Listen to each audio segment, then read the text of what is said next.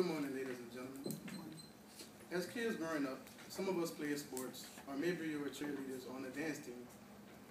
And I can bet 9 times out of 10 you thought about taking your career to the next level by becoming a professional. This is because the media make professional athletes look like heroes and role models. This is because commercial advertising, everywhere you look, athletes are advertising shoes, insurance, and even cell phones. And I was brainwashed by media because growing up, I looked up to Kobe Bryant and Derek Jeter more than actual superheroes. But as I got older, I realized that professional athletes' lives are not as perfect as they seem. One of the reasons why professional athletes get into trouble is drugs and alcohol. When I say drugs, in particular I'm meaning steroids. Steroid is basically destroying the game of Major League Baseball. According to ESPN, from the 80s through the late 2000s, it's basically called the steroid era. A random drug test was given in the middle of the 2000s to 1,438 players, and 7% came back positive of abandoned substance. And I believe for athletes, it's worse to be on drugs because 1, they have the funds to get the drugs, and for 2, they have direct connections by their celebrity status. I want to get into Barry Bonds. Barry Bonds, he holds the title for the most home runs ever hit, but that's the asterisk by name because he was charged on steroids. I remember following his path to the home run. Like every day after school at practice, I would run home and put it on SportsCenter to see how much closer he was to the record. And when he finally broke it, I was happy. But then days later, I found out that it was kind of like he cheated because of the steroids. And on the other hand, alcohol plays a big part because of Donté Stallworth. In 2009, he was involved.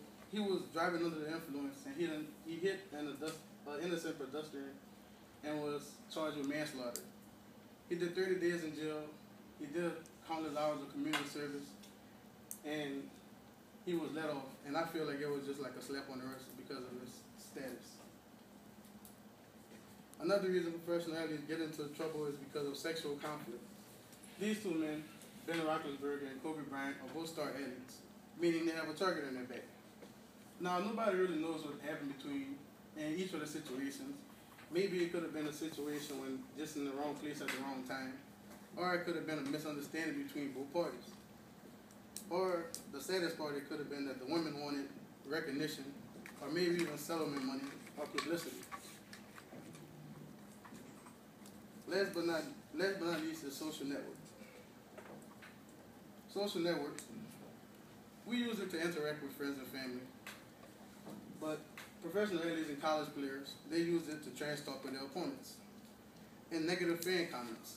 This is something that can get to the best of, a humble person because there's all kind of mean fans out. And there's 2 kinds of fans. There is diehard fans and bandwagon jumpers.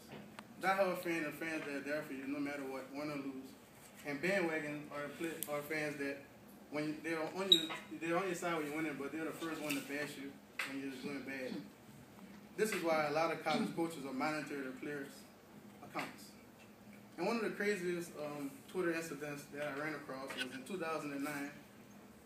The San Diego Chargers cornerback Antonio Cromartie, he tweeted nasty food during training camp, and he was fined $2,500 for 2 simple words.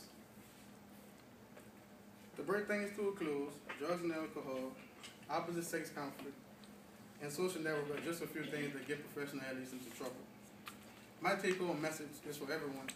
This is to make good decisions because decisions can cost you in the long run. And be professional on and off the field. Any questions? I'm confused in the part where you're talking about the sex offender. I don't really understand the situation. Well, the 2 athletes, they were star athletes. They were accused of sexual assault. And no one really knows the true story. All right, Barry, thank you. Sorry, kind of running out of